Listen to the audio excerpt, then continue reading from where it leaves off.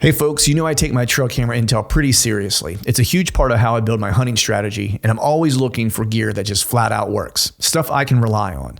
Backed by solid people and the best customer support in the business. That's exactly why I run Tacticam Reveal cell cameras.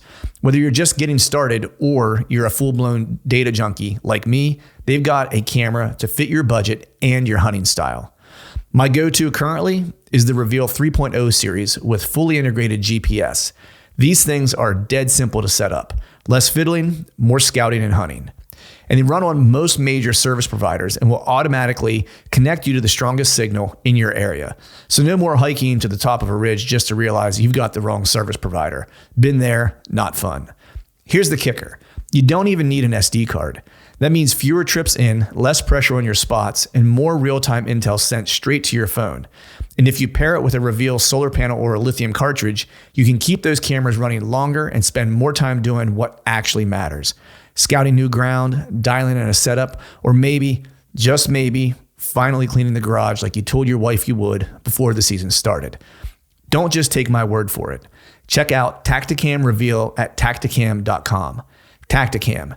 Everything you need to take your hunting to the next level. Stay more comfortable, more concealed, and in the stand longer with AIO Gear. Premium camouflage apparel created for bow hunters by bow hunters. AIO's revolutionary patented camo patterns and innovative features are designed to keep whitetail bow hunters totally invisible and dead quiet. Elevate your game with AIO. Visit ASIOgear.com and take 20% off your purchase with code TRUTH20.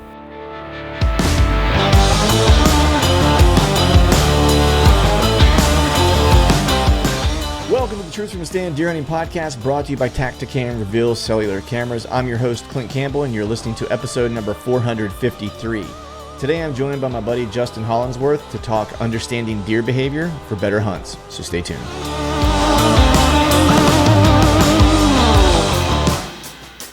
All right. What is up, everyone? Happy Wednesday to you. Hope you're doing well. Hope you are feeling fine on this Wednesday in August. I've seen some pictures floating in from some buddies that are actually out already doing a little hunting out west. I'm sure a lot of you that are listening are probably going to be making some trips here in the next couple weeks as things kind of get kicked off here as we get closer to the end of the month. And then some of those states that have those early whitetail openers, in the end of August, beginning of September for velvet, that's getting ready to get cranked up. And then, of course, I have an early opener here where I live, so we'll be jonesing for that as well. And it's hard to believe that it's almost here, just a couple weeks away for a lot of folks, especially if you have some of those early season tags. I'll have a few more weeks because I don't have any early season travel plans. So I think my season, I want to say, at least locally, opens up mid-September. It's usually always around the 15th, 19th, something like that. I'd have to look and see exactly what the date is. But it's fast approaching, and I have like a jam-packed schedule kind of leading up to that. I just got done with a bunch of work travel, been shooting the bow regularly, but need to kind of get back on the everyday train just because with work travel and stuff like that, it kind of threw my schedule off a little bit. And then we've got, daughter's birthday. Then we're going to do a university visit one weekend, and then I'm going to be visiting some buddies another weekend.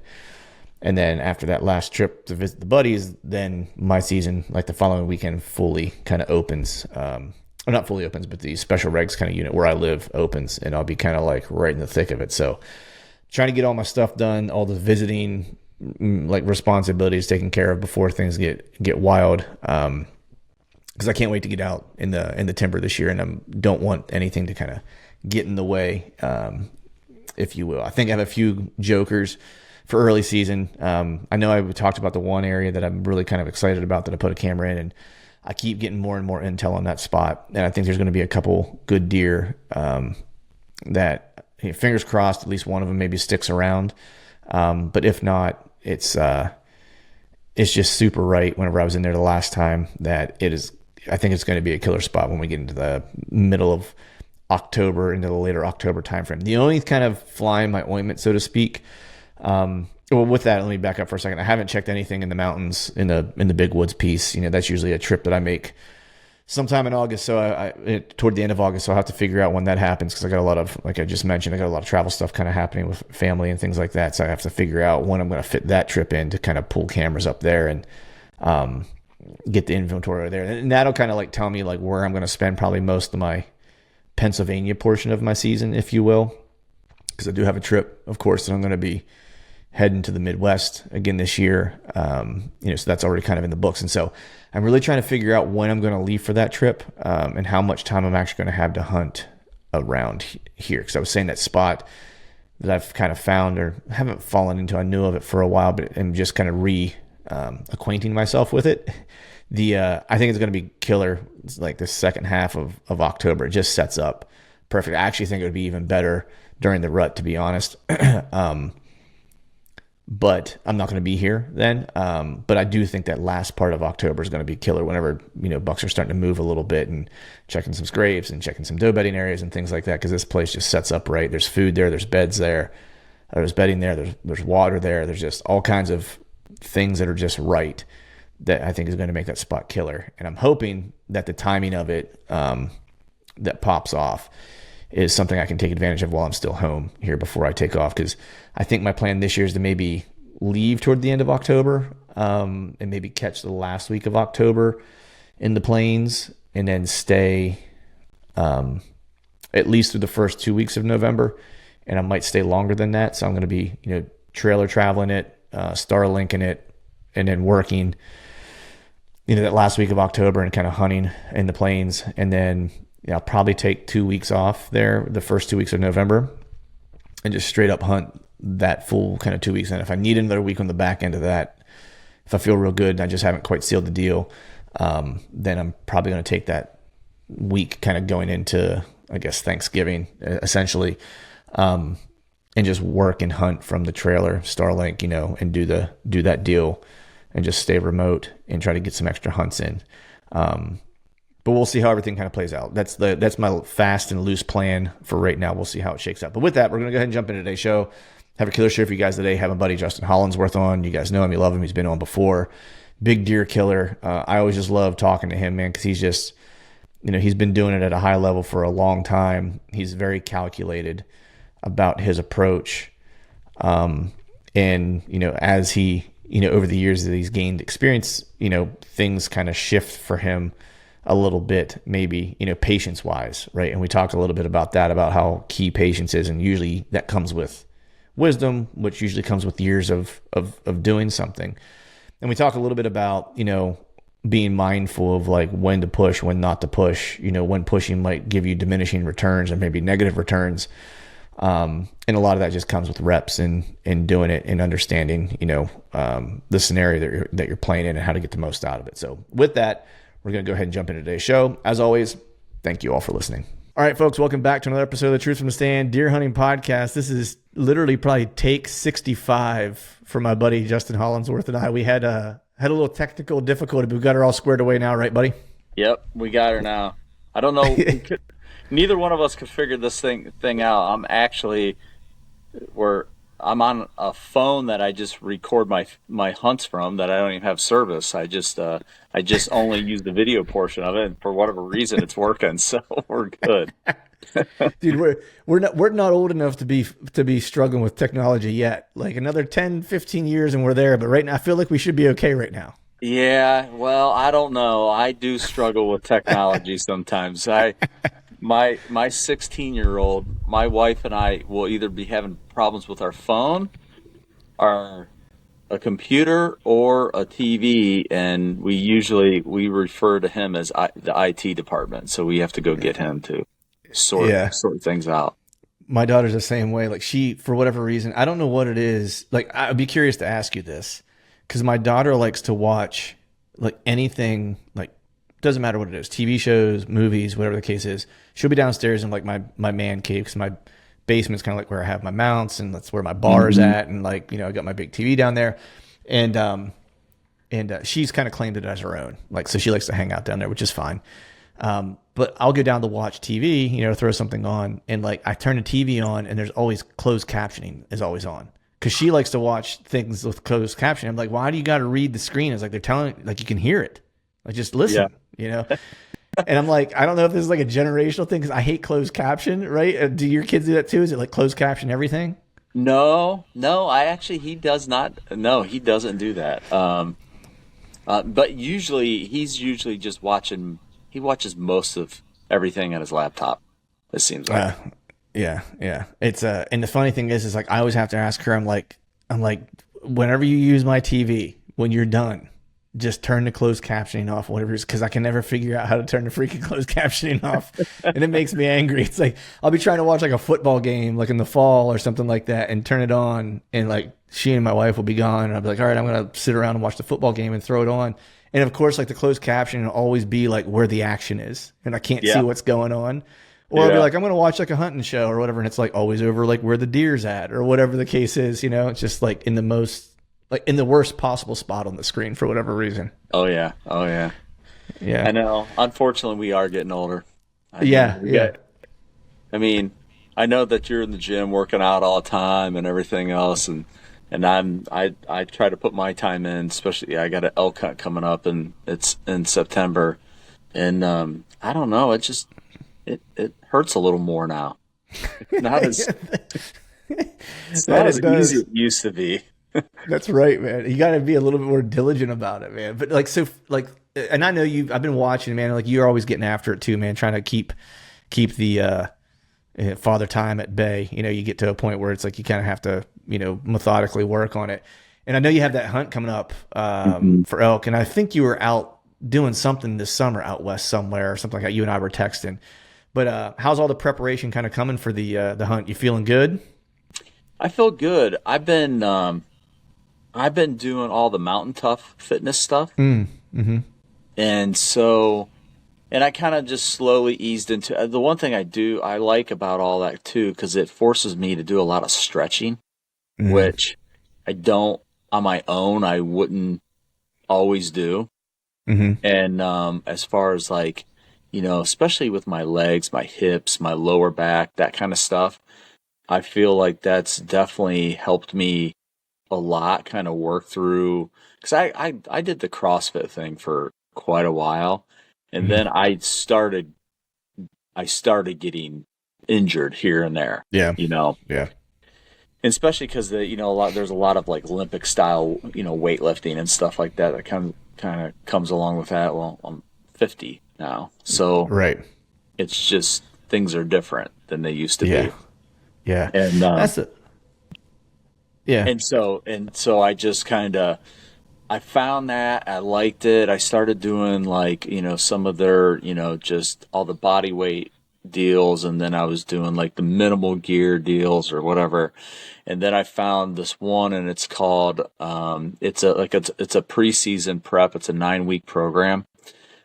Just for backcountry hunting, and it's 5 days a week, and it's been a slow build up, to like, I think I'm in like week 6 or so now, and it's getting tough. It's getting hard now. Like nice, and so, which is good. I need to. I think we all need to get out of our comfort zone. And, like, for sure, man. For sure. Pretty uncomfortable sometimes.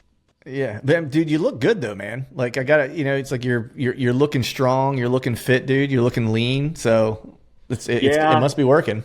Well, I'm pretty good on that part. I do like to work out, but you know, I'm not the best eater though. You know, and I do good I'm pretty good during the week, and then the weekend comes, and then I just kind of eat whatever I want. Yeah, so then I gotta restart. Yeah, that's all right, man. You got to give yourself those breaks and stuff, man. It's you know, I'm kind of on a similar path, I guess, so to speak, as far as like trying to stay in shape and stuff like that. The stretching's the big thing for me too. Like I try to stretch as much as I can. I'm not as diligent as I should be with it. I kind of get stretched in doing jiu-jitsu, like unwillingly at times. Oh, yeah. You know what I mean? Yeah. You know, I try to, so like I'll do that like 4 days a week, and then I usually lift 2 days a week. And my lift days are the days I usually also stretch, because I'll get a good lift in, and after I'm done lifting, I'll get a good stretch in. And that helps. I'm the same as you though. It's always my legs, my lower back, and my hips are always the things that I kind of focus on for the most part. Yeah. They're always the things that seem to tighten me up. And it's also because I sit a lot for work and I travel for work. I'm flying, Same. so I'm in an airplane and stuff like that. And so it's just always kind of cramped up. But yeah, other than that, it's like I don't feel terrible. I think the biggest thing is just like for all those youngsters out there listening to two old dudes talk about their aches and pains. Is just and I think this goes for like any age really. You know, I think the earlier you adopt this approach, I think the better off you are, which is just listening to your body, right? It's you know, so many guys, even like whether it's hunting or whatever the case is, right, or lifting or you know whatever, you know, people have this grinder mentality, which can be good, right? It can help you get through some tough stuff, or maybe put some extra time in the tree, like if you need to, or like you get that last rep or whatever the case is. But there is a point where sometimes that grinder mentality, like you have to kind of know when it's okay to do that. And you have to also recognize whenever you're actually getting a diminishing return or maybe even a negative return off of it, right? It's like, you know, for a lifting perspective, it's like, you know, there's some days, like today's a great example. I was going to go train before our podcast, right? And I got up this morning, felt okay. And just kind of like my hamstring was a little wonky after training yesterday. And I was kind of like, I could go and I'll probably be all right. But I was like, you know what? I'm just going to sit it out today. I was like, it's starting to feel a little bit better. I'm better off just sitting out, going and training tomorrow like usual, because today would have been like an extra day. And so that kind of comes with age. Same thing with hunting, right? It's like there's certain days where you want to be out there because you're like, man, everything is right, but you're like, the wind's just wrong. Like I got all the weather conditions I want, but the wind is right to hunt the spot, but wrong for the access or whatever the case is, right? Yeah. And a younger guy will just be like, man, we'll make it work. Where the wiser guy goes, there's going to be another day that's better, and I'll just bide my time. No, and there's a lot of, you know, there's a lot of truth. There is a ton of truth to that, because especially when I was younger, I had to be out there all the time, like all the time. And I don't run like that anymore. You know, I try to be very calculated and select my times to, you know, when I do go in to try to make the most out of those one-time strikes, because you want to stack as many odds in your favor. You know, it's just no different than going back to the fitness thing. You know, you don't want to just be wrecking yourself all the time, and you're constantly working out of an injury and just setting yourself back or whatever. Like, you know, where you want to do stuff that's in your wheelhouse, and whatever goals that you might have in mind, as far as either from a fitness standpoint or from a hunting standpoint, you know. So you want to be, you know, especially as we all get older. I mean, time is so valuable and so important. Yeah. So I want to make the most out of all those things. You know, going back to the fitness thing, like just like you, I took today off because I worked out 3 days in a row. I was like, I'm kind of feeling it. So then, so what I like to do on like a day that, you know, I'm going to take off, then say like yesterday I ate dinner like at 6, then I fast all the way till dinner tonight, till 6.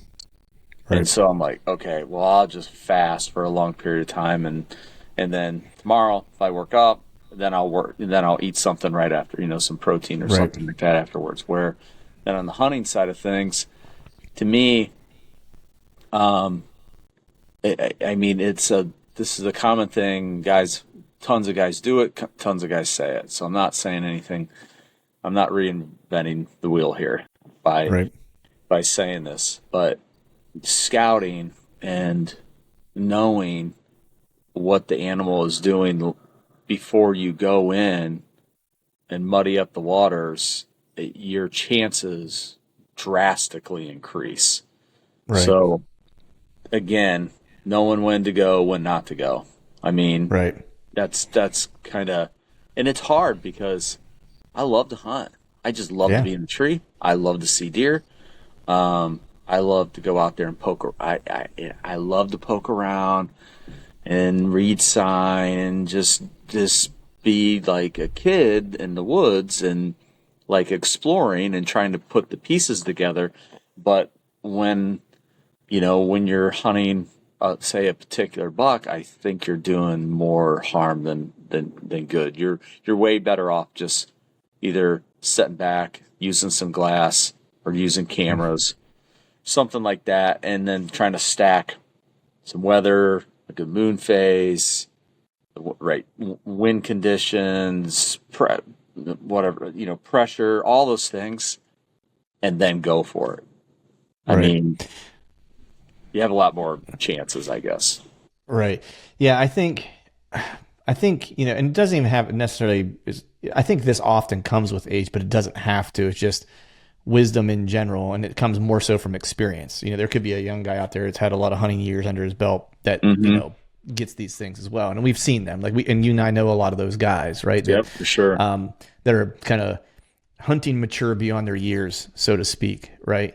And the thing that I always kind of notice is the in between, what they're doing in between, right? If we're talking about lifting or training or whatever the case is, the really high level, just say an athlete, for example, they recognize that their recovery time is actually more important than their output time, because their recovery time is actually whenever they build strength or they build whatever the case is, right? If you're trying to build muscle or whatever, that recovery time is the key component. You don't build muscle without recovery. You just continue to tear, and it never builds, right? There was and I've mentioned this before, but it was I was listening to this podcast, it was jiu-jitsu dude, and he said this, and it dawned on me that he said that jiu-jitsu is the things that happens between the techniques. The move is just the end result of you doing jiu-jitsu, right? It's not actually, it is jiu-jitsu, but he was, setting up the idea of how you should think about it. And I thought about it in terms of hunting and just how much that is so true. With hunting, that the hunting actually happens between the sits, right? The sit itself is just the act of trying to execute, but all the things that happen in between, the scouting, looking at the data, paying attention to the weather, looking at the pressure, what wind direction do I have, what my access is going to be, that's actually all the hunting part of it. Oh yeah. Right. And I feel when you sit back and you think about that in between time, it's not idle, or you're not grinding still, you're just grinding in a different way. Yeah. Right. Yeah. Yeah, no, you're exactly right. It's that is hunting. I mean, that's the major component of it all. I mean, if you think just being out there in the woods all the time is you're doing your thing, you're grinding, and you're being out there and putting in your time and stuff like that. I think there's a time and place for that. And, sure. That's usually November. Where most of that comes from. Outside of that, there's a lot more others. There's the whole month of October, there's the whole month of December, and there's the whole month of January, where those 3 months are completely different than that 1 month where grinding and just, your butt on that seat and putting in your time and making calculated moves too during that time frame, depending on, what you're seeing and stuff like that. But it does become more of a, putting in your time during that time frame. But October is, to me, the best month there is. I mean, there is no better month than October. If somebody said you got to give up a month, either October or November, I'm probably going to give up November, to be honest with you. Because of all the stuff that I do prior to season ever coming in, I have a pretty good idea of what 1 or 2 deer that I am going to chase, and have watched them a lot and studied them, and and have a good understanding too of their character, or maybe their attitude, and understanding all that. So when it does come that time, then October's to me, that's the bread and butter, especially when you're hunting a specific deer. But if I'm going out of state and I only have 7 to 10 days or something like that, and you're talking about I'm going to a Kansas or an Iowa or something like that, yeah, I'm going November. Then it's completely different. Right. And you just don't have the, you're having to work off of increased opportunity of visibility, right? At that Yeah. point, right? Because you're working on a short window. I'm curious for you, and I don't think I've ever asked you this, but what week, like if you had to pick like a 3-day window in October, that's like your don't miss 3-day window, or like someone said, you can only hunt 3 days in October. Let's do it that way. You can only hunt 3 days in October. Yeah. What 3 days you hunting? And I don't think mine's probably going to be lined up with a lot of other people's on this. To me, mine would be October 8th, 9th, and 10th. Really? Yeah. If I just think, because here's why. I mean, a lot of times, like I said before, I'm hunting a specific deer. And sometimes it takes a little time for things to start to unravel. Maybe it's just me, maybe not understanding the full picture yet. But sometimes it also takes.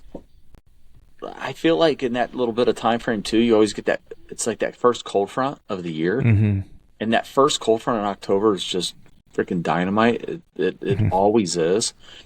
And in that time frame, I feel like maybe I got some things figured out, and then about the same time I'm getting some things figured out on a particular deer, I get that first cold front, and it's like in that time frame, and then I end up killing my buck. Wow. I've had I've shot a lot of bucks in that time frame. That just and I think it's just because of some of those things kind of I'm watching a particular deer. Maybe I've had an encounter or two with that deer in between that time frame. I got to see him do something, and then I'm slowly maybe I've had a couple sets and I'm kind of closing in a little bit because I am definitely more cautious during that time frame. But then and then all of a sudden, when everything lines up and you get that cold front and everything else, and you've seen what you've seen, then it's like, okay, I just got to go for it and just get to where I need to get and take that one shot at them. And either I blow it, which I've done a bunch before, or I kill the buck. And even if say I don't kill the buck and say he cracks me or something like that, maybe the wind shifts as he's approaching or something like that, I still got a lot of time in October to get back on that deer. And most of them don't. They like where they like to be. I mean, and especially those old ones. Yeah. Yeah. Once they get older, 5, 6, 7, 8 years old, they just want to be where they want to be. And man, you gotta like really do something you either gotta all out just harass them, or you took a shot at them or wounded them or whatever it might be. But you gotta really, put extreme pressure on them, I feel like, to get them out of that area. And I've heard guys too say, well, I think I just blew that deer out of there. I'm like, well, he cracked you once. Okay. He knows that he's being hunted now, but man, he still wants to be where he wants to be, and he's there. Right. Well, I'm not getting any pictures of him. Well, quit relying on those cameras all the time. And because I've been super guilty of that before. Sure. And then, and then just, think through what this deer might be doing, and maybe you do have to back off of him just a touch. But but I still think he's way more killable in October than November. Is just a crapshoot, though. Is the problem with November, because they get on those does. Yeah, if they crack you, right, you just made the game a little harder for yourself at that point. It's but I agree with you. It's like those older deer. It's like they're not going to go real far, especially if they have a nice little hidey hole somewhere, right? It's served them well for a lot of years, and they're not going to just abandon it on one bad encounter, so to speak. probably going to be a lot more cautious, probably not going to kill him where you thought you were going to kill him, Yeah. probably have to get a little creative with it. Maybe have to get a little creative with your access or whatever, but he's probably not far off from where he was. He's probably got like another hidey hole that you just overlooked that doesn't look like his hidey hole. Yeah. You know what I mean? He Killed just him shifted a too. little bit. I've killed them too, where they've cracked me out of a tree, and I knew that particular tree was a done deal, and I just backed myself up to where maybe I thought maybe they might, work that wind and kind of J hook into that area to kind of like check me. Check that tree. Yeah. Yeah, and I've backed myself up like 80, 100, 150 yards or whatever, and just kind of thought out what I think how they might approach that area with that same type of wind, and backed myself up, and I've shot them that way too before, as they've tried Right. to see if I was over there Right. as Yeah. as they came in. Yeah. That's interesting, man. Cause like there's one thing you said a couple minutes ago talking about, their character, their attitude, their behavior. Right. And this was something I picked up last year, because we were talking about this a little bit before we started recording, like the deer I chased last year, super old deer.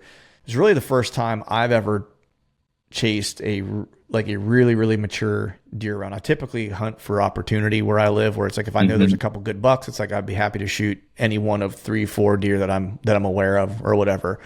And this was the first time that I was like, you know what, just dedicating an entire season and I'm going to chase this one deer, and just spent the whole season doing that. And it was a great learning experience because nothing like an old buck to teaches some tricks and teach you how much you have still yet to learn, as Yeah, you follow for him through the sure. woods for a season. But the thing that I kind of came away with was there was a large part of the season. I had one encounter with him on October 12th was the day that I saw him. And I always felt like I was just constantly like one step behind him. Like I was just like, I heard him fighting in snort wheezing one day, and I knew where he was at, and I was like, 100 yards off the spot, right? Like, and so I made a shift the next day, and it was like I was just again like a day behind him. It's just I never felt like I could get in front of him, right? And the reason was because I was thinking about it wrong, and I'd be curious, like when you said character and attitude, because this is like as we all do, the hunting season's over. Whatever happens has happened, whether you were successful field attack or not. You always kind of reflect on, even if you kill the deer, it's like, well, could I have killed him in these other places on these other days? Like, how did I not kill him this day, but I ended up killing him this day? Like, you kind of go back through and you debrief yourself, right, to learn. And so after the season, I was kind of thinking about it, and I was like, man, I feel like the reason why I was constantly a step behind him and I wasn't really starting to figure him out until the very end was because I was basing most of my moves on his sign and where I was finding his sign and kind of like, and using that as a pattern. And I had a lot of historical data around him. So I kind of had like some patterns that he liked to use. And it wasn't until toward the end that I started more so paying attention to his behavior, attitude, and like disposition. And when I started doing that, that's when I started feeling like I was getting close. Yeah. Because I feel like to get in front of them, like reading sign gets you in the game and almost will keep you a day behind all the time because you're just reading what has happened versus predicting what they're going to do next. And the only way you can really do that is like understand how they want to interact with their surroundings, not just how they're moving through the surroundings. Does that make sense? Yeah.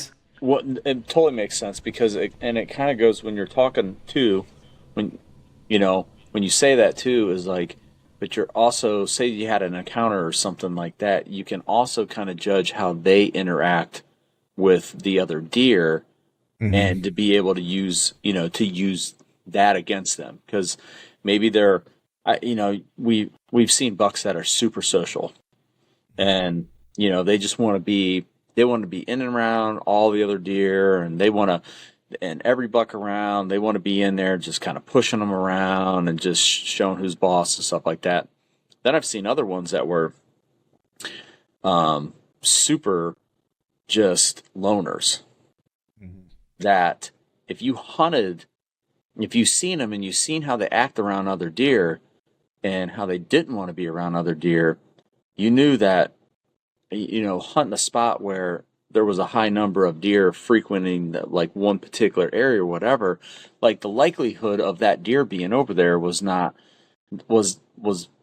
good. I mean, and I think a lot of, I wouldn't say a lot, I would say, if I had to guess, like I think 50% of them are social, 50% of them are loners when it comes to like truly mature bucks. I Hmm. mean, I think and and the ones that honestly that are the loners to me sometimes can be um, the easier ones to kill, if that's such a thing. Hmm. When it's hard to say easy with a mature deer, Right. um, but you don't have to deal with all the rest of the deer.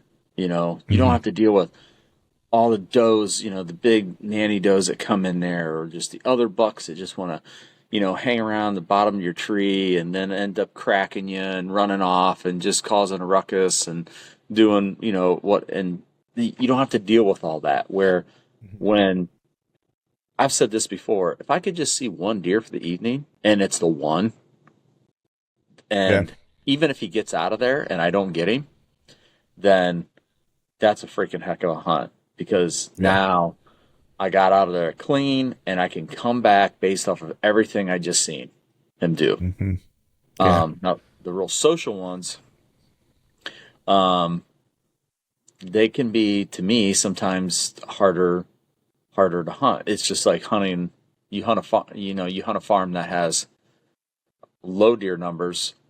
To me, sometimes it's not as fun to hunt because I like seeing deer Right. and um but it's easier to hunt versus a farm where I've had places I've hunted before where there's so many deer, like going in, coming out, on the stand. I mean, you're just going to Yeah. get busted a lot.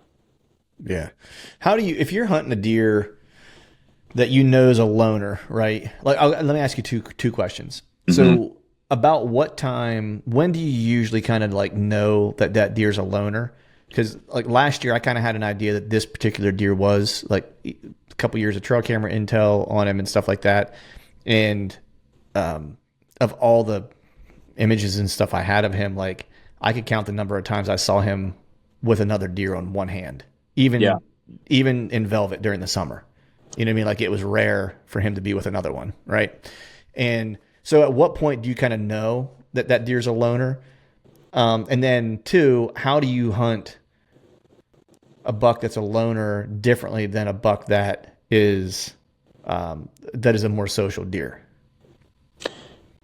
Uh, to me, well, I'll go with the social deer first. So that deer, just knowing that he's a social deer, one way that I've noticed that on a social deer is if you got an active scrape or say you have a mock scrape because he's social Mm, and you have a lot of bucks that want to come into it, well, he wants to come into it too because he right. wants to communicate, he wants to show his dominance, and he wants to. Almost So like he has FOMO, fear of missing out.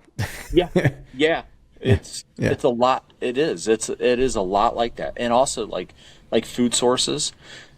Like like for you, like you hunt a lot of big woods or whatever. If you got Hmm. that one big oak tree that's just dumping, right?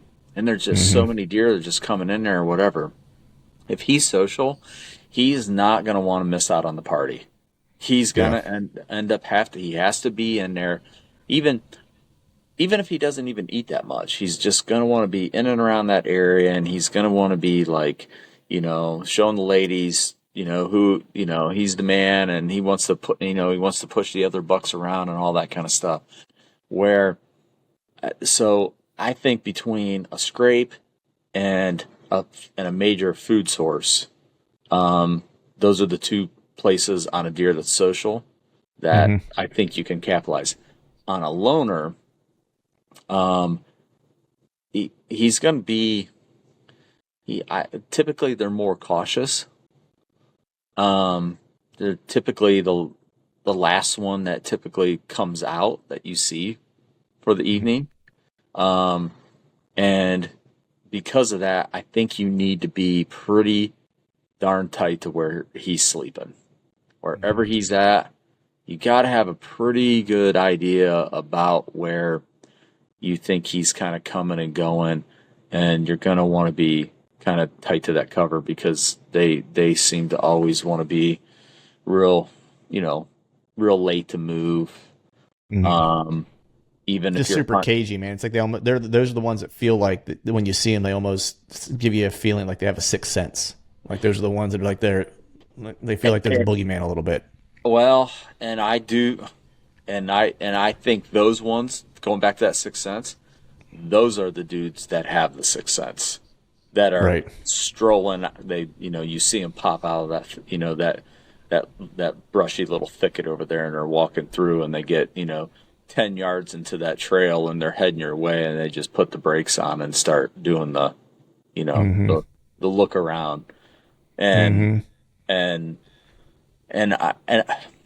I think too, having experienced, once you get a lot of experience over the years of just being around deer like that, or just being around big deer, period, I think you are able to keep your emotions in check a little bit too, because when I was younger, I don't know, I say that when I was younger, I don't know, sometimes it just strikes me just right too, and I just get myself worked up still, so I can't always. So, but I think I'm better, I'll say that, than I used to be, where I would see those deer and I would see that start to happen, and I would get caught up in it.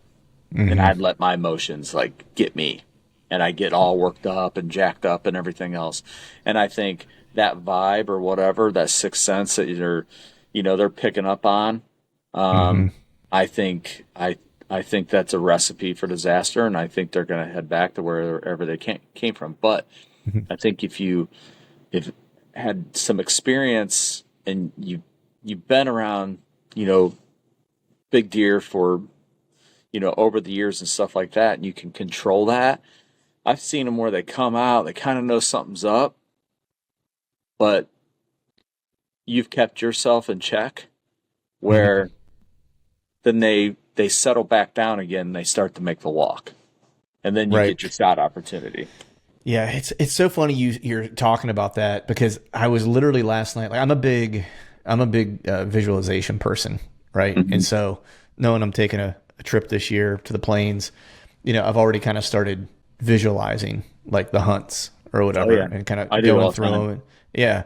And I started thinking to myself last night, where just exactly what you're saying, I was like, man, I've come a long way in like my ability to kind of keep my stuff together, like when shit gets thick, for whatever reason, some of it I think is like, if you put yourself in stressful situations, like on a daily basis and stuff like that, you just get better at dealing with stress, right? And get better dealing, like keeping things in check and stuff like that, whether that's work, whether you train a sport or whatever, right? It's like, you look at like a guy who plays, Major League Baseball or golf or whatever, and if they're really good under pressure in those moments, if they were a hunter, they're probably going to be pretty decent in those pressure moments hunting too, because they've just learned over years of how to kind of keep everything even keel, to get through the execution, And so I was thinking about that a little bit last night. And I think there's a lot to what you're saying about keeping yourself in check to kind of keep the deer in check to a degree.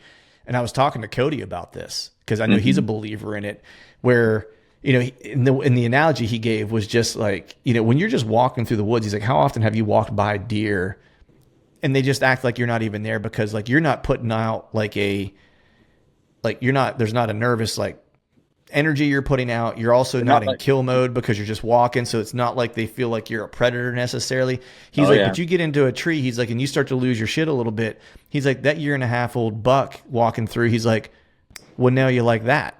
He's like, it doesn't have to be a mature buck. He's like, because you're putting off this bad, energy, if you will. Right. And I know he was saying, he's like, some people probably think it's BS or whatever, but I was like, dude, I totally buy into it. Like, I think that you kind of, your actions, feelings, thoughts, et cetera, kind of manifest themselves into like whatever that is. Like if you're a nervous ball of energy, right? Oh Then yeah. you're gonna create chaotic situations for yourself. If you're calm, cool, and collected, you'll create calm, cool, and collected situations for yourself. So when you mentioned that, I was like just thinking back to the chat I had with Cody. I was like, because that's dead on, man, and I totally subscribe to that idea. No, he's right on the money because when you're walking around like a predator, like, They man, know. Yeah. they know, Yeah. it's funny because I mean, going back to that, I got a property that I hunt. It's two older people that own it. They're in their 80s now. They're just the best people you ever want to meet, and they love to go walk the property. And and and they'll go walk the property, and they'll go back and look at my. I got food plots in the back there, and they'll go back and they'll walk back there and go look at the deer. But they walk the property and walk around out there and everything else. And I've literally been on stand and watched them, and these deer don't care at all. Nope. They don't care. I mean, I'm sitting way off, and I can watch through my binoculars and watch this whole thing go on, and the deer don't care at all. Now, I go to get down, and I'm slipping out, and they freaking bug out like, Yeah. like I shot at them or something. And Yeah. it's Yeah. a Yeah. completely different situation and so, there's time. And I think too that I will always think this that, a dog, I've said this for years. I was just gonna say this. A dog Yeah. knows your smell, and Yeah. that those deer know their smell. Mm-hmm. And so if they're picking up their ground scent, or if the wind's blowing their scent that way or whatever, they just don't associate them with danger. Where I don't live there and I'm not there all the time, and so Mm-hmm. when they do come across me, instantly they go on high alert because Mm-hmm. they they're it's not the owners that they have never had a bad experience with. And Right. even though maybe they haven't had a bad experience with me, it's the fact that, They had no experience, which equals bad to them. yes, 100%. Yeah. So, and so I think, when man, there's been so many times too where I just, I've been like on my e-bike, right? I'm Mm-hmm. scouting and I'm on my e-bike, and I've drove past big deer, and as long as I'm not like mean mugging them and eyeballing them real hard, they'll Right. stay right where they're at. I just Mm-hmm. just kind of glance, and I know where they're at, and I just kind of keep going, and they'll stay. But man, if you make that eye to eye contact with them, Yeah. they're getting up. Yeah. The other thing I was going to say too is that whenever you're in predator mode, right? Like I feel like they sense that. And like whenever I was talking to Cody about it, I was thinking about it after the fact and was just, thinking about my dog and thinking about even if you don't feel like you're giving off a feeling or whatever, that deer can pick up on that you're in predator mode. We're not always the most aware of how our body language and things change, how our gait changes, how our walk changes, like how our emotions change and stuff like that when we are going into that hunt mode versus just I'm walking through the woods mode, right? Yeah, But if you pay attention to your dog, if you change, I have a lab, he's super smart and super intuitive, right? And he knows me like the back of his hand. He can immediately tell whether I'm in a good mood or a bad mood. I can tell he can tell by how he approaches me. You know what I mean? And he's not trying to survive. He's just like, hey, what's up, buddy? What's wrong with you today? You seem kind of mad. I'm going to slink my ears because I'm not sure if I'm getting in trouble or not. You know what I mean? Like he's a little unsure, Yeah. And I'm not saying that the deer do the same thing, but you're giving off the same kind of visual cues and, body language cues and like sound cues and stuff that deer are picking up on, I believe. Like to me, that's their for sixth sure. sense. Like they're just that much more in tune with their surroundings. They're so much more in tune with their surroundings that I don't think we can fathom how how connected they are to like the areas that they live in. Oh, they're so connected. It's one of the things that like fascinates me, Mm-hmm. of how connected and so how dialed in that they are with, with just the leaves that are roughed up to a branch that's broke or cut off or where or I mean I've even had them where they come by and they see my stick and they're Mm-hmm. like, oh, I don't like that. Never seen that there. Like they're just like there's got to be some thought even from your even your tree stand setup. You got to think, okay, where is this deer coming from? You don't want your stick on the side of that tree that he's going to see. You want to be able to, Mm-hmm. you want to have some thought behind that or whatever.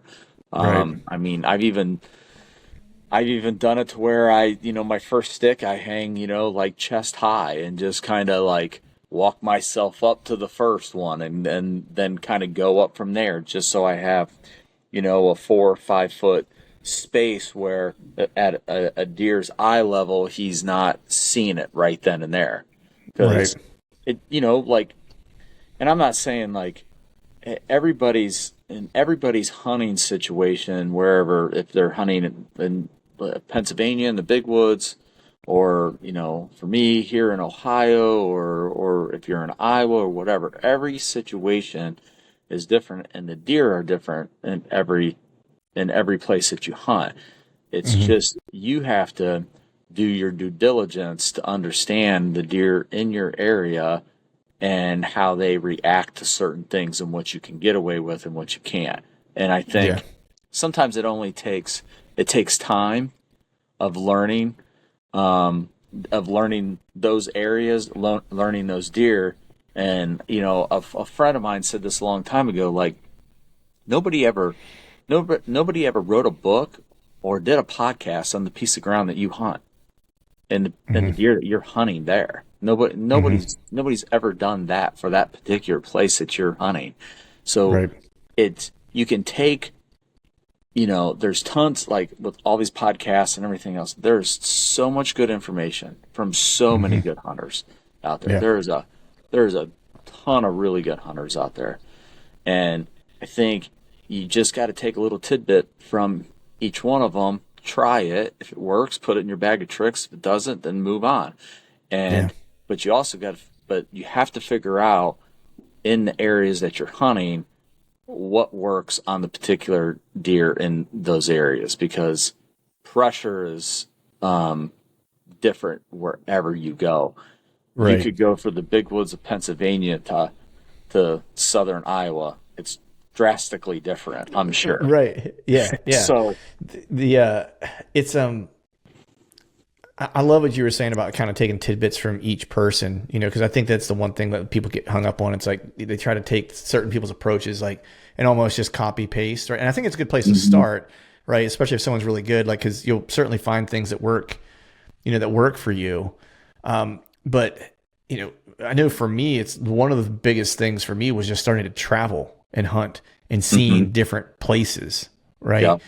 right? That was a big kind of um, I guess I'll say it like this. That helped me level. I felt like I was leveling up whenever I started traveling more. Like I Yeah. could feel like, I don't want to say things got easier, but like things just made more sense because I could take little pieces that I learned in like, this river bottom in Missouri. And I could take the little pieces that I learned in like, I was hunting the big woods piece in, Southeast Iowa. And I could take a little bit that I learned like from hunting the plains and hunting the big woods in PA. And like, you kind of have all these little tidbits. So when you start to see things, you have something to reference back to that feels similar to because you've just had enough experiences, Oh yeah, right? for sure. Going back to what we were talking about earlier, where Yeah. it's, where the old guys saying, "Hey, today's probably a good day to take off."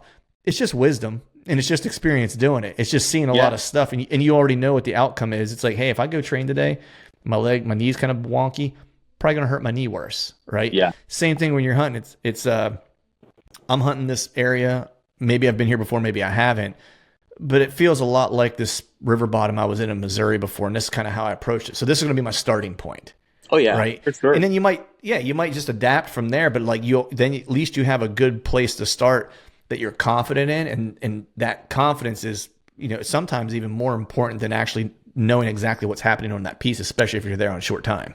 Oh, for sure. Yeah, I've walked into situations before, especially out of state, where I've walked in and I'm like, because of like what you just said, I've had an experience in a similar place that kind of resembled that. And, maybe the train was the same or something like that or whatever. And you thought back on, on those hunts, whether you screwed up on a big one or you got a big one. Yeah. You think back, you're like, okay, yep. And I remember, I remember what this river did with on this inside corner over here, what it did with the wind, you Yeah. know. And I remember I sat on this side of it before with that wind and got freaking nailed by every deer that came across. So, Right. and it's typically all the screw ups are the ones that stick in your brain Oh, for much sure. more than any like Yeah. that's the ones that I tend to think about more than anything is just all my screw ups that I had. Oh And man. then Yeah. Well, because I mean, if you at least eliminate the things that could go wrong first, yeah. you're starting off in a way better place than you are otherwise. Oh You yeah, know? for sure. Yeah, I think it's just experience over time, and I think a lot of us, I think we live in a world of like we want instant gratification because that's the world that we live in all the time these days. That especially some of the younger guys that are coming up, if it's all right to go out there and screw up and have those experiences, and because that's how you learn. You just got to take those things and don't forget them and use them as that's good information that you could use down the road that then you could capitalize on a big deer down the road. Hmm. That's the way I kind of always look at it because I mean, we, I see it with we see it with our teenagers. Yeah. They, they got, they want instant gratification all the time. It's like Hmm. everything is pretty. But man, it's pretty awesome when you know they really have to work at something. Like if you see Hmm. you see your kid and they failed a couple times and they stay at it and are working hard at it, and all of a sudden they have that success, and it Hmm. just like something triggers in them, and then all of a sudden it's like, and then it's contagious, right? And then it's Yeah. like you see them having that success over and over again.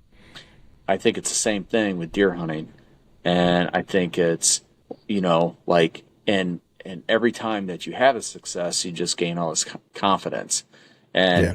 you and and I can tell you, I'll openly admit this. There has been times where I have been playing the game with a big deer, and because of all the experience and everything that I've seen leading right up into it, I have told my wife, I said, I will be calling you tonight because that deer's dead. Right. And Yep. and I don't say that very often, but when I do say that, like it's a done deal. Like Yeah. I know that thing is in trouble that night. Yeah. And Yeah. it's just from all those things, building up to that moment. Dude, yeah, I mean, it's success is really built on a mountain of failure at the end of the Hmm. day. Hmm. I go back to like similar to that what you just mentioned when I killed that deer in the plains. Chad and Cameron both asked me before we headed out there. They were like, how confident are you? And I was like, I think I'm going to kill one either the 6th or the 7th. I was Yeah. getting there the evening of the 5th. And I was like, and they're like, why? And I was like, the area that I'm hunting, I screwed up 3 years in a row or 2 years prior in that spot, that same spot where Okay. I had drawn on. I saw like a deer that was like in the 160s, and he was like 20 yards away. I could never get a shot at him. I drew on one that was probably like in the mid 150s on the ground at like 12 yards. He busted me. I drew on one that was like in the mid 140s on the ground. He busted me at like 18 yards. I saw a deer that was legitimately a 200-inch deer, and I was Oh, within 20 yards of him for 5 minutes and couldn't get him killed. oh, Like I was like, I made every mistake in the book. I was like, so I knew where they were at, right? I was like, I knew where the big deer wanted to be, typically. I was like, if I see one, I was like, I'll kill him. And so sure enough, it's like I saw that deer at whatever it was, like 5:30 on the 6th that night. And I talked to Chad that evening, I was texting him. I don't even think we had a phone call. I think I just texted him and said, saw a good one, I'm on a good one, was all I said. Mm-hmm. And then I went out the next evening. I didn't even go into the spot. I hunted in the morning just to see if maybe I could catch him coming through this one draw. And I think I saw him, but it was so foggy I couldn't hardly see anything that morning. But I just saw a big rack deer at about 15 yards walking past me with like a doe and headed in the direction where I thought he was going to be. And then, I saw a couple other bucks that morning and I kind of zipped out of there. And I didn't even go back into the woods. I waited till like 3 o'clock and I slipped into the spot I wanted to be in at 3 o'clock, and he came out at 5:30 and I shot him. And that was it. And I originally glassed that deer from like 0.8 of a mile away. Well, when I saw him. And all those experiences and encounters that you had leading up to that or whatever, like, and I bet you if you drew a tag and you're back there this year, you're going to be just as deadly. Yeah. That's the hope. Fingers crossed. Right. Are you going out there this year? Yeah. I got a tag this year, and this year it would be with I'm going to up the ante and go with a longbow this year. Oh, okay.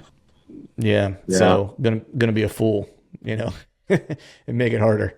I would I tell you, I would. My grandpa was a traditional archer, and that's what I got it. That's how I started hunting. Mm-hmm. And man, I would like to go and I would like to go back to that, because just the challenge and everything else, but man, that's a commitment. Mm-hmm. And then I just know that as soon as I get that one in my hands, I'm going to have a 200-inch deer at 40 yards or something stupid like that. And just, that's the thing, man. It's like all the guys I've talked to that shoot, that hunt traditional or whatever, they all kind of told me the same thing. They're like, you have to be ready and willing to watch a deer of a lifetime walk away from you. Yeah. They were like, because it's going to happen. They were like, it's just a matter of time until it does, or I won't say a deer of a lifetime, but a deer that means something to you. You have to be willing to watch that deer walk away. And that truthfully was why, I didn't hunt with it last year. It was because I was hunting that big deer, and I thought that was the same thing. I was like, man, this is a kind of a once in a lifetime, deer to try to hunt in my home state.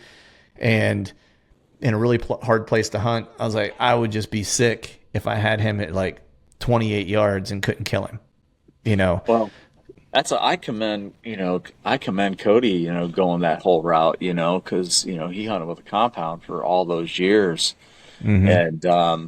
And it was funny because when he first started messing around with it and he was doing it because, Andre, that's what he started with, years ago. And I remember Andre just busting Cody's chops and just, oh, what are you doing? Like, why don't go down? Oh my gosh. Like, just giving him all kinds of shit, about that, going down that path but Cody's just stubborn enough that, oh yeah, he's definitely just stubborn enough that when his dad said that, I almost feel like it was a little, fuel for the fire just to stick with it and now he's killing deer with it. So yeah, exactly. I mean, he and I have certainly talked about it. My biggest thing was, watching Jared Scheffler, hunting some similar landscapes that he's hunted and stuff like that, where, it was just always in the back of my mind. I was always like, that would just be like the coolest experience, right? Yeah. Like I can't get any closer to like to my ancestors, if you will, right? Yeah. Of picking up a bow, just a stick and a string, and spotting and stalking whitetails in the plains. You know, I was like, that's, I was like, if I can do that, not that I want to need to prove anything to anybody, but it's more so, I just want the experience. Yeah. And Well, I think it's something, just with equipment like that. I mean, that's honestly the true archery experience. It's mhm, about getting them as close as you possibly can. And that's yeah, where and our equipment, our compounds and stuff that we use these days. I mean, you can stretch them out there and you can shoot some deer yeah, from a pretty good range. I've done it, you know, yeah, um, and and but um, it still doesn't beat one at 15 yards when you're like mm, 20 feet in a tree or 10 feet in the tree or whatever. I right, just something about that closeness. mhm, Um, it is it's a better experience, I guess. yeah, The way I yeah. For look at it. me, is last year, well, that year I killed that deer, right, the morning before I killed him, or the morning of the evening that I killed him, I ended up decoying pretty decent 8 point in, and I had him Hmm. at probably 5 yards. Like I was using just like a little heads up decoy, and I was getting away with murder with that thing. And so in the back of my mind, like after I killed that deer, I was like, man, the only way that would have been any cooler is if I did that with it and decoyed him in and shot him with a longbow. Yeah, You know what I mean? Like that was yeah. like I was like, let's just go all in. Let's try to decoy one in now and just try to get dirty with it. It was like, why not? And the Well, other part too is like I kind of almost felt like, you know, I don't know. This is just a weird way that I think about things. Like that that landscape has given me, an incredible experience. Even the years I didn't fill tags, um, to where I almost kind of felt like, you know, uh, the gratitude for being able to kill that deer and chase the deer I killed last year, that I needed to do something to kind of pay it back or do something harder, right? To yeah. earn those Hmm. opportunities, to earn the experiences. And so I was like, you know what, let's just go with a longbow. I was like, that's how I feel like I, pay the archery gods back for what it's Yeah, given yeah. me. So Well, that's why. It, that's why I'm looking so forward to going out west and elk hunting this year. yeah, And man. bow hunting. And chasing those things around. I've done it before. I've never killed one, um, but I feel like I've waited too long in my life. I was just so obsessed with whitetails, and I'm still very obsessed with whitetails. Right. That's just never going to go away. But man, I feel like I waited too long to really. I wish when I was younger I would have got into this elk hunting thing a little Hmm. sooner, because because now, like, we're going back to the whole training thing. Like, I have to Hmm. train for this stuff, Yeah. and I don't want to go out there and let my physical fitness be the reason I didn't get an opportunity. I'm not, Yeah. if I kill one, that's great. All Yeah. I want to do is be in the game. I just Yeah. want to be in the game, and I want to be able just to get after it. And if I got to get after it and cut them off somewhere, and I got to go up some street, some steep drainage or whatever to get over there, I want to be able to do it and not let the physical part of things just stop me from doing it. But Right. if I was 30, boy, Right. Yeah. it would have been a whole lot different than 50. That's right. That's So, right, man. Yeah, I started going out. I think I was like in my mid 30s when I first started going out. okay. You have to kill one, and I've not gone every year. I've gone a couple different years, Hmm. um, and it definitely is. I mean, you're doing the right thing, because it's definitely one of those things where when the first time I went out, I didn't really know what to expect. I was probably overtrained the first time I went out. Because the same thing, I didn't want my physical ability to be the limiting factor of my Hmm. experience, essentially, right? Um, and now it's like I'm able to kind of go out. Like I was out not last year, but the year before I went out, um, and that was a brutal hunt. It was in northern Idaho, which is just ridiculous terrain, steep, Yeah. gnarly, thick. It's not a whole lot of glassing and stuff like that. It's a tough place to hunt. And that one put me through my paces last year on a couple of different hikes where it was just like one of those ones where you're like, oh my God, I can't believe I got to crawl out of this hole now. Yeah. Like Yeah. one of those, but it's well worth it though, man. Just like you said, to be in the game and see some of the stuff you only get to see in places like that, to be honest. Yeah, I know. I love it out west. And I wanna definitely, spend as much my goal is for, the next 10 or 15 years I want to go out west every single year. Yeah. I want to go, I've been stacking a bunch of points in Wyoming, Montana, Colorado, and Sounds like you and I might be on the same plan, man. We might have to hook up and do a hunt together. I got points in all Do those you? states too. Yeah. Yeah. yeah, I started grabbing points years ago, like in building a hunt plan to where I think, if I'm not mistaken, I'll be able to start drawing against my hunt, because all the hunts I did in Idaho, obviously it wasn't like a points unit, points there. But I started buying points all over the place with the plan that should start this year, or not this fall, but the 26th, that I'll be able to draw, whether it's Wyoming, Colorado, Montana.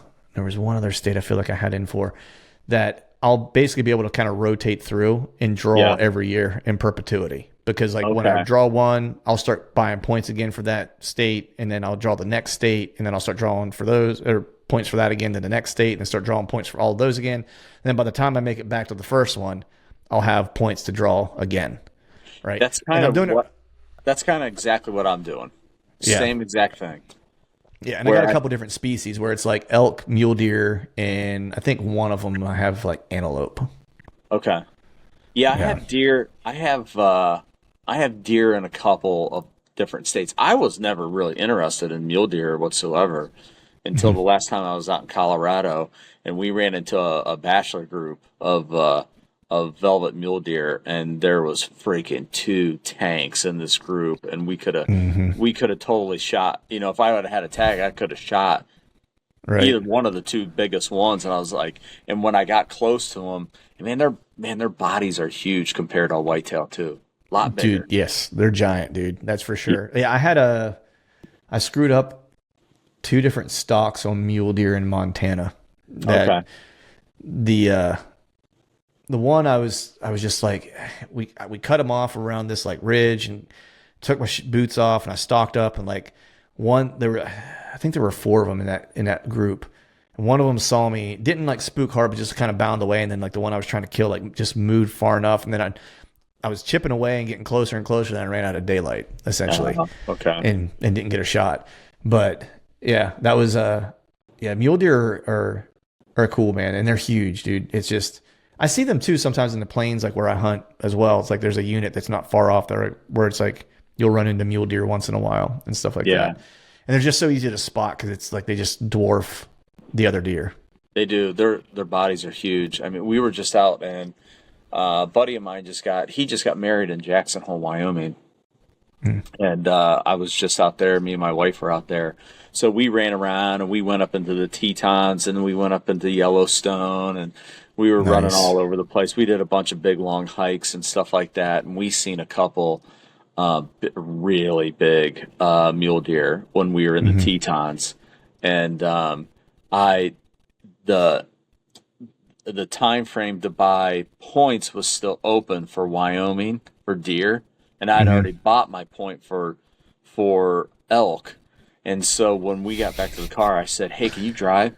And she's like, "Yeah, what do you want to drive?" I said, I want to get on there, and I want to make sure I buy my point for deer for Wyoming, because I don't think I bought it. And so she was driving, and I was on my phone buying my point and everything else, because I mean, that's awesome. It was cool. It was just cool being out there, because it's just so different than what we're used to. We were actually hiking in the Tetons too, and we seen a big grizz sow and with cubs. Yeah, bad news there. that's the worst kind to see. But they were like, heading out, and some people that were on the trail told us about it before we got down there. So Right. it wasn't like we were running into each other, but we've seen a lot of moose too. There was Did a you? lot of moose in the Tetons. Yeah, a ton of moose. Nice. Yeah, I think I saw 4 moose while I was in Idaho 2 years ago. We were hunting. And there was this mountain that was kind of adjacent to this, not far off this lake, and we were able to kind of boat in and like camp down, like at the foothill of the mountain, essentially, or at the bottom of the Yeah. mountain, and like to the one side, off that body of water, there was just like this big like slough kind of, and they love that shit, like just big swampy messes or whatever. And we were hiking out the first evening, with just like a little bit of light left, because we looped the entire freaking mountain, like, because it was actually we were pulling camp and we were moving that night because we realized there were just too many people there, so we were getting ready to boogie to a different spot. So we came out with some light left so we could pack up. And when we came out, like, there's just 2 moose hanging out, eating, chilling, which was cool, Yeah. because I've seen them in Montana too, but man, they're just so big. Like, Yeah, they're massive. you don't realize how big they are until you see them, like, in the wild, and you're just like, Oh, holy yeah. shit, man, that thing is a tank. Yeah, no, they are cool. I definitely want to. Yeah, I'd like to go experience that someday too. I Yeah. know, my buddy Jared. You know Jared Uridotti? No. Jared is the one. Jared is he's been a good buddy of mine. He's on Whitetail Addictions. He's the one that did. He did all the hill country bucks and swamp bucks. Okay, yeah. Him and Dan Infault were teamed up years ago, and they did the Blood Brothers Outdoors and all that kind of stuff. Okay, yeah. And Jared's a killer. He's killed a bunch of huge elk, bunch of huge bucks. I mean, he's if you've never had Jared on, you should have him on. Cool. He's the one that he's the one that edited and created all those videos. Okay, gotcha. And he God, I don't even know where I was going with this. But Killing elk and moose and whatnot. yeah, so he's been trying to get me to go up to Alaska on a moose hunt. And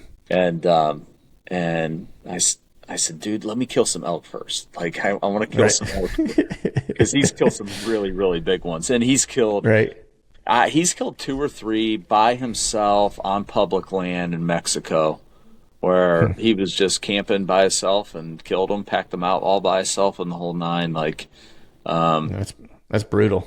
yeah, yeah.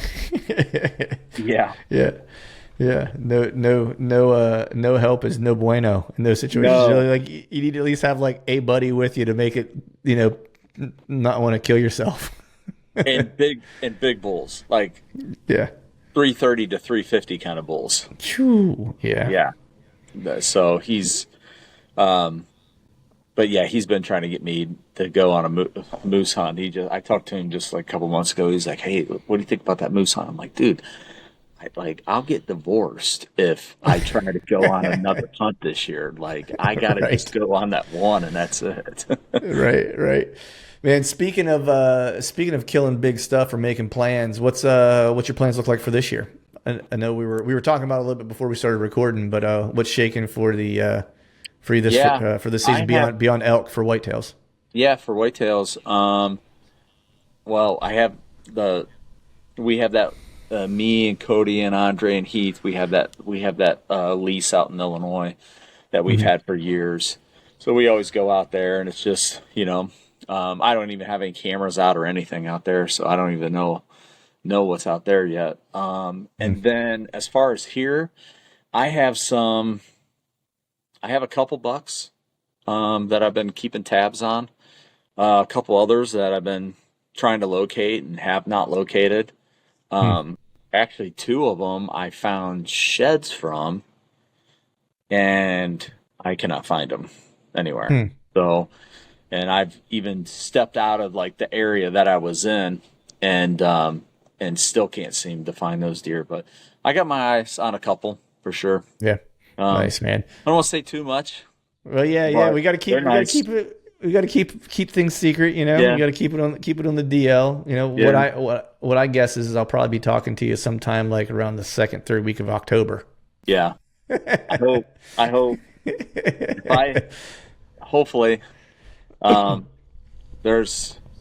won't be the only one after those deer. I know that for sure. I know there's three or four other guys in that area and stuff like that too. So yeah, man, those good ones usually draw a crowd, huh? Yeah, that's pretty much but the makes it all the much more rewarding when it comes to fruition. Though, that's for sure. Yeah, for sure. So. Yeah, well, cool, man. I know we've been chopping it up here for a little while, man. I want to be sensitive to your time. I appreciate you jumping on, even after we went through all the phone recording snafus and stuff like that. But before I let you get going, let people know where they can kind of follow along with what you have going on, and certainly all the videos that you guys are putting out with Whitetail Addictions and all the stuff that's going on with Lone Wolf Custom Gear. That is. Actually, so next Saturday, we're having the Ohio Roadshow that Cody and his whole crew are putting on, and I'm going out to speak at that one. It's up at the it's in Salinesville, Ohio. What's the date on that one? Is it? I believe that would be the 9th. 9th. Okay. Yeah, so I'm going up there to speak on that one. Heath and I are going over a couple different things that we got lined up for that. And then I'm also going out to the Iowa Roadshow this year. Nice. And that's going to be a pretty special event this year because Joe from AIO is putting together.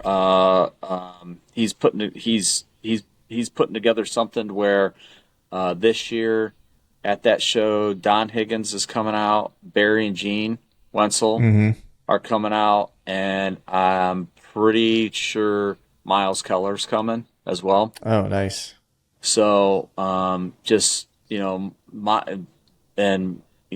at Andre's farm, so, right. You got some of the, to me, some of the best whitetail hunters. That's legends, dude. Legends. Yeah. Seriously. Like Miles is like, he was my guy growing up. Like that dude, like I always remember just seeing him in those magazines and everything else, and I'm really pumped to I've only ever met him one other time, so I'm really excited about that. So, nice. But we have all of our Whitetail Addictions episodes. The first one airs this coming Sunday. Nice. So that'll be the 10th, right? Yep. August 10th. Yep. Cool. So those will all start coming out. So you can either find me there or Lone Wolf Custom Gear or on my Instagram page or something like that. I usually just all my hunting stuff I just put on Instagram. So cool. Awesome, buddy. Well, I appreciate you, man. Good luck in out west chasing elk. I hope you kill a big one, and I look forward to talking to you. We'll just go ahead and pencil it in now around the second, third week of October, where we'll get together and hear about your. Jinx now, man. It's gonna be a long season. January. Never that. We'll talk in January. All right, brother, man. I'll talk to you soon, buddy. Be good. Okay. See you. All right, folks, that is a wrap for today's show. I'd like to thank all of you for listening, and if you haven't yet, please head over to iTunes and leave us a 5-star rating, and be sure to subscribe to the podcast. And hell, while you're at it, head over to YouTube and give us a sub there, too. I'd be super appreciative if you do those couple things for me. And before I shut this thing down, I need to give a big shout-out to our partners who continue to help us make this podcast possible. Tacticam, AIO Gear, Hawk Optics, Face Off E-Bikes, and Lathrop & Sons Boot Company. And until next time, we'll see y'all.